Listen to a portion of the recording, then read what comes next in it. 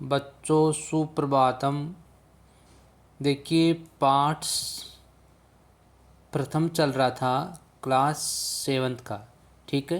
यानी 7th class का प्रथम पाठ चल रहा था और इस प्रथम पाठ में 3 श्लोक हो चुके थे। कितने श्लोक हो चुके थे? 3 श्लोक। उसके बाद में आगे देखिए 4 नंबर श्लोक, यानी 4 नंबर श्लोक से आगे पढ़ेंगे आज।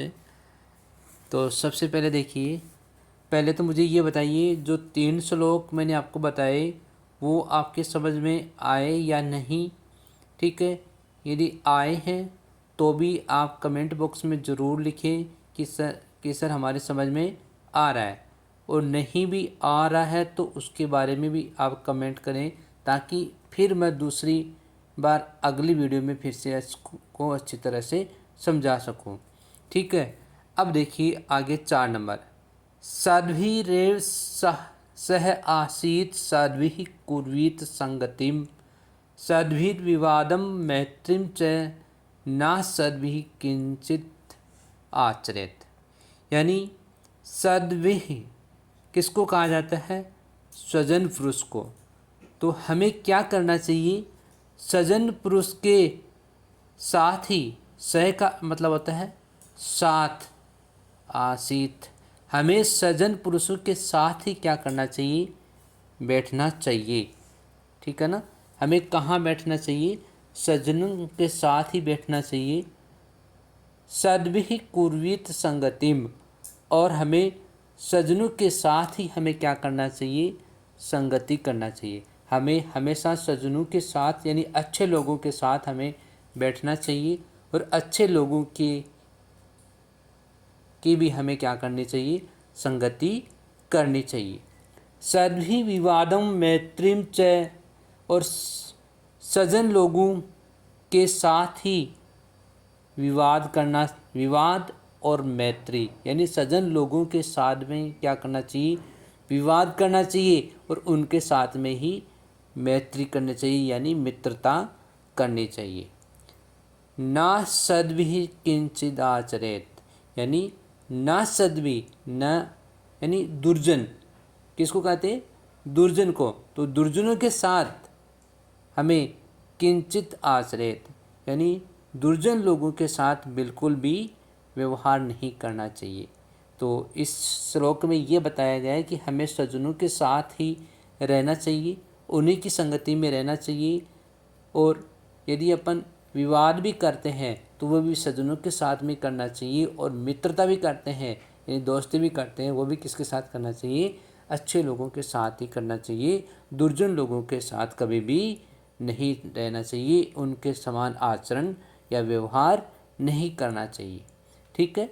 आगे, धन्धाने प्रयोगेषु विद्यायाः संग्रहेषु च आहारे व्यवहारे च त्यक्तलजः सुखी भवेत्। धन्धाने यानी धन यानी धन दौलत से, धन के प्रयोग में, प्रयोगेषु प्रयोग में, विद्यायाः संग्रहेषु च, यानी विद्या के संग्रहेषु, यानी विद्या के संग्रह में, आहारे व्यवहारे च त्यक्तलजः सुखी भवेत्, यानी धन के प्रयोग में और विद्या के संग्रह में हमें आहार, आहार किसको बोलते हैं?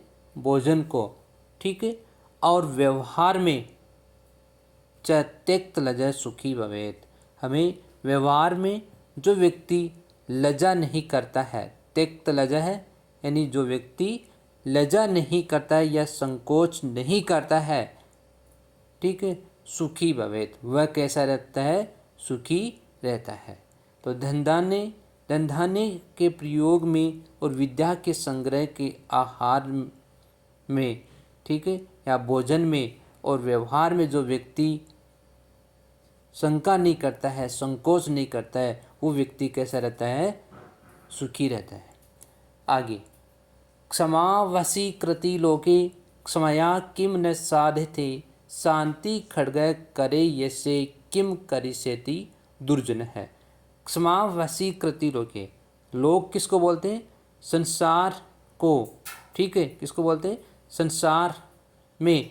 तो इस संसार में क्षमा सबसे बड़ा क्या है? क्षमया, यानी क्षमा जो होती है ना, माफ़ी, माफ़ करना, वो क्या है? सबसे बड़ा धन माना जाता है, वशीकरण है। किम न साधते, यानी से क्या नहीं साधा जा सकता, यानी क्षमा से जो व्यक्ति, जिस व्यक्ति में क्षमा की भावना होती है, ठीक है ना, क्षमा यानी माफ़ करना, माफ़ करने की भावना होती है, उस व्यक्ति में क्या नहीं साधा जा सकता? शांति खड़गे करे यस्य किम करिष्यति दुर्जन है। शांति खड़ग, खड़ग किसको बोलते हैं? तलवार को। किसको बोलेंगे? तलवार को। यानी जिस व्यक्ति के हाथ में कर, कर किसको कहा जाता है? कर हाथ, ठीक है, कर हाथ को कहा जाता है और खड़ग तलवार को। तो जिस व्यक्ति के हाथ में शांति रूपी तलवार है, कैसी? शांति रूपी तलवार है, यस्य किम करिष्यति दुर्जन है, यानी उसका दुर्जन व्यक्ति कुछ नहीं भी कर सकता, ठीक है। यस्य किम करिष्यति दुर्जन है, जिस व्यक्ति के हाथ में शांति रूपी तलवार है, उसका दुर्जन व्यक्ति कुछ भी नहीं कर सकते, यानी दुर्जन व्यक्ति उसका कुछ भी नहीं बिगाड़ सकते। तो ये जो 3 श्लोक थे, इनका अर्थ आपने जान लिया। तो आज ये पाठ आपका कंप्लीट होता है। उसके बाद में आगे इसके कुछ शब्दार्थ हैं, ठीक है। क्या है शब्दार्थ? उन शब्दार्थ को एक बार हम जान लेंगे ताकि उनका अर्थ आपके समझ में आएगा। पहला वाला देखना, पृथ्व्याम यानी धरती पर। सुभाषितम का अर्थ होता है सुंदर वचन। मूढ़ई का अर्थ होता है मूर्खों के द्वारा। पाषाण खंडेशु यानी पत्थर के टुकड़ों में। रत्न संज्ञा, रत्न का नाम। विधेय का अर्थ होता है किया या समझा जाता है। धार्य का मतलब होता है धारण किया जाता है। और तपते का जलता है। वाति बहता है या बहती है।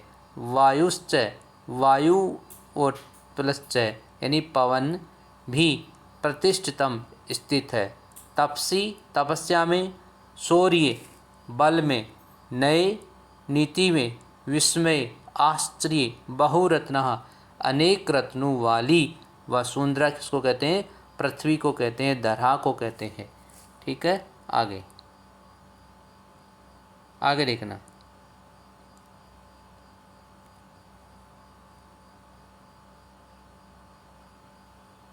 सद्भि एव यानी सज्जनों के साथ। किसके साथ? सज्जनों के साथ। सहासित स प्लस आसित यानी साथ बैठना चाहिए। कुर्वीत का अर्थ होता है करना चाहिए। और सद्भि विवादम का अर्थ होता है सज्जनों के साथ झगड़ा करना। क्षमा वशीकृति लोके, संसार में क्षमा और वशीकरण है। और ना सद्भि का अर्थ होता है असज्जन लोगों के द्वारा, असज्जन लोगों के साथ नहीं। दंधाने प्रयोगसु, दंधाने के प्रयोग में। संग्रहेशु संग्रह में या संचय करने में। त्यक्त लज्जा संकोच या भीरुता को छोड़ना चाहिए। आगे देखना, आगे इसके कुछ अभ्यास क्वेश्चन है, तो वो अभ्यास क्वेश्चन को हम एक नए वीडियो में लेकर आएंगे। तब तक आप इसको अच्छी तरह से पढ़ना जहाँ तक मैंने आपको बताया है। Okay, thanks.